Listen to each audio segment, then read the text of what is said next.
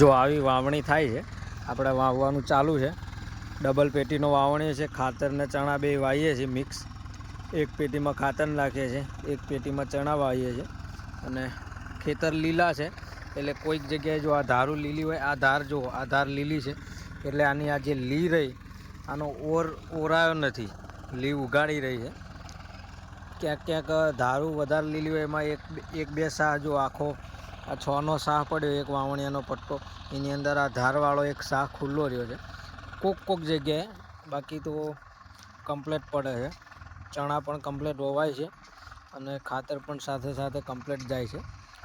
પણ ક્યાંક લીલું હોય અહીંયા તકલીફ પડે, કારણ કે પા સુકાયો છે પણ લી નીચે ધડો વધારે લીલો છે એટલે પા ઓરાય નહીં, એટલે આ તકલીફ પડે લીલામાં કોઈક જગ્યાએ.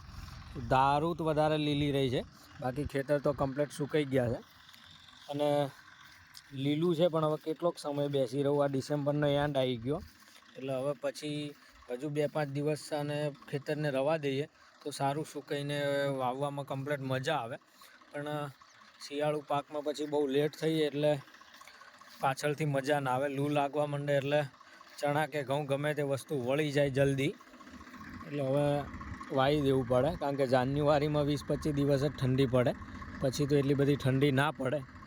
એટલા માટે અત્યારે વાવવાનો સમય એન્ડ છે. આટલું બધું લેટ ના હોવું જોઈએ. ડિસેમ્બરના આગલા 15 દિવસમાં વાવવાનું કામ પતી જવું જોઈએ. પણ આ વખતે સિઝન હવે માવઠાના હિસાબથી બધી લેટ થઈ ગયું છે, એટલા માટે લેટ 15-20 દિવસ આપણે લેટ ચાલવી છીએ. પાછળ ડાંગર કાપવામાં પણ લેટ થઈ ગયા અને બધી રીતે લેટ જ છીએ. હવે આ જેઠની બગડી જેઠે સુધરે છે, ઘડિયાની કહેવત છે, એ વસ્તુ સાચી છે. એટલે આ એવું બનવાનું છે.